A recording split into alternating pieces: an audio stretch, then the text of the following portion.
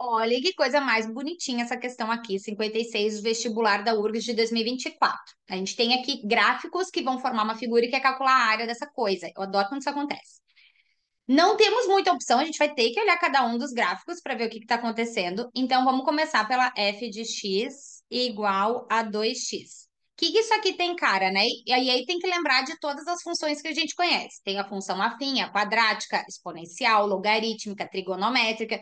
Tudo isso são funções, né, que a gente pode ver no gráfico. Então, os sinais são importantes. Aqui eu tenho um x elevado na 1, eu não tenho x quadrado, o x não é expoente. Então, isso aqui é o que caracteriza uma função afim. Quer dizer que ela é uma coisa do tipo f de x igual a ax mais b. Esse b aqui, que é o coeficiente linear, indica onde que corta o eixo y. E o a, que é o coeficiente angular, indica como que está a inclinação dessa reta. O que eu sei, então, da f de x? Eu sei que ela tem um b zero, porque aqui não tem número, então quer dizer que ela é mais zero. Logo, ela está cortando na origem. Vou fazer aqui o gráfico. Está cortando aqui na origem do plano cartesiano. E como ela tem esse coeficiente angular, que é 2, quer dizer que ela é uma reta crescente. Sempre que ele for positivo, né? Então, o A positivo quer dizer que ela é crescente. E além de ser crescente, como ele é um número maior do que um, ela vai ser um pouquinho mais inclinado. Mas até essa parte não seria assim super, hiper relevante, tá? Só um esboço aqui já tá ótimo para a gente entender o que vai acontecer. Show! Isso aí. Vamos lá agora para g de x. Então, a g de x, ela é no tipo menos x sobre 2. Ela também é uma função afim, porque ela tem x elevado na 1. Ela também passa pela origem, porque aqui não tem um número somando, então é um mais zero. Só que ela tem um coeficiente angular que é negativo. Tá vendo que ela, na verdade, eu posso reescrever ela assim, ó, menos 1 meio vezes x. Então, isso aqui é o coeficiente angular dela. Então, quer dizer que ela é decrescente. Então, ela vai ser uma coisa tipo isso aqui. Então, essa seria a minha g de x. Agora, h de x é uma que, meu Deus, o que isso aqui quer dizer? H de x igual a raiz de 4 menos x ao quadrado. Sempre que a gente tem uma função que é desconhecida, uma das possibilidades é ficar colocando valores do x para ter uma noção desse comportamento. Só que assim, se eu for ficar fazendo isso, vai me dar uma trabalheira desgraçada. Então, eu vou tentar pensar o que eu conheço, tanto na parte de função quanto lá na geometria analítica, que pode me ajudar a pensar nisso. E aí, quais são os elementos aqui que são curiosos, tá? Dessa função aqui? É que eu tenho x ao quadrado. Então, a primeira coisa que me faz pensar x ao quadrado é uma parábola, por exemplo, uma quadrática. Mas ela não é uma parábola porque eu tenho uma raiz. Então, não seria ótimo se a gente se livrasse dessa raiz para a gente conseguir interpretar melhor o que está acontecendo? Seria. E eu posso fazer isso. Como? Se eu penso que esse h de x é a mesma coisa que y, então eu posso reescrever ela assim nesse formato. E aí, como eu tenho que y é igual à raiz daquilo, eu posso pensar na operação inversa, que seria elevar os dois lados ao quadrado. Então, dizer que y quadrado é igual a 4 menos x ao quadrado. Por quê, né? Porque quando eu levo isso aqui ao quadrado, o que acontece é que eu vou simplificar isso daqui. Seria aquele 4 menos x ao quadrado estaria elevado na 1 meio, vai simplificar. Tá, mas e por que que isso aqui é melhor? Porque isso aqui, y quadrado, quando eu passo o menos x para lá, eu vou ficar com mais x quadrado igual a 4. E essa equação eu reconheço. Isso aqui é uma equação de circunferência lá da geometria analítica. Por que que a gente fala dela na geometria analítica e não nas funções, tá? Porque a circunferência, na verdade, é isso aqui. Ela não é uma função, porque eu tenho um x, por exemplo, esse aqui que eu marquei, sei lá, x1, que está indo para dois y diferentes. Então, ela não é uma função. Mas, neste formato aqui, que é o formato que está escrito no exercício, ela é uma função, porque na verdade eu não estou olhando toda a circunferência, eu estou olhando somente a parte positiva. O que isso quer dizer? Pensem no caminho contrário. Se eu tivesse saindo disso daqui, disso daqui, de y quadrado mais x quadrado igual a 4 e fosse isolar o y, quer dizer que eu teria algo do tipo y quadrado igual a 4 menos x quadrado. Então, eu teria que o y pode ser mais ou menos a raiz de 4 menos x ao quadrado. Então, existe uma parte que é a parte positiva, que é os y positivos, e tem uma parte que é dos y negativos. Então, essa circunferência ela não está desenhada na sua completamente, ela está desenhada somente em parte. Para a gente entender isso, tem que pensar o que é essa equação da circunferência mesmo, né? Então, como é que ela está representada? Então, a equação da circunferência, ela normalmente é isso aqui: x menos x do centro ao quadrado, mais y menos y do centro ao quadrado, igual a raio ao quadrado.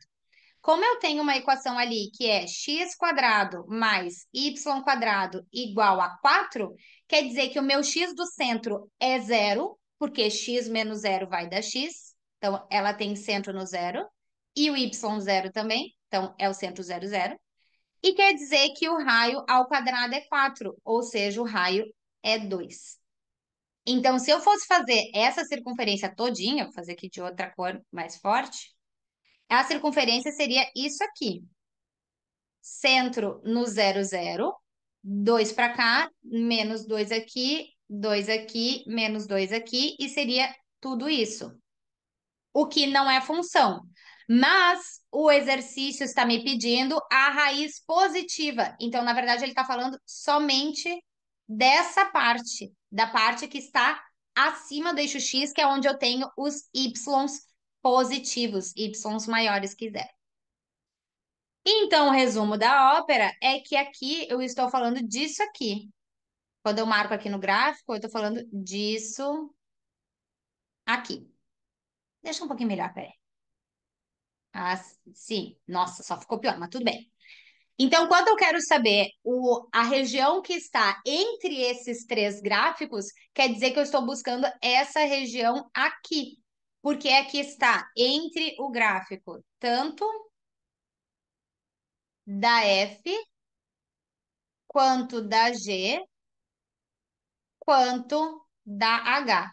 Então, é aquele setor circular. Eu tenho certeza que é um setor porque está pegando aqui o centro da circunferência. E agora eu vou ter que me preocupar como é que eu calculo a área de um setor. Essa área de setor, ela depende do ângulo que está fazendo nesse setor. Por exemplo, se eu pego lá um círculo, né? E eu quero calcular a área do círculo, eu posso calcular a área do círculo normal fazendo πr ao quadrado, isso seria o círculo completo, mas eu posso dividir ele em 4, que nem eu acabei de fazer, eu posso dividir ele em 8, que é ir fazendo as fatias de pizza. Então, eu preciso saber qual é essa fatia aqui. Tá, como é que eu descubro essa fatia? Eu preciso saber que ângulo é esse. Qual é o ângulo que tem entre as retas F e G? E para eu saber isso, eu vou ter que analisar quem é o coeficiente angular de cada uma delas. E aí, o que eu observo? Que o coeficiente angular da reta F, então, o coeficiente angular da F é 2, enquanto que o coeficiente angular da G é menos 1,5.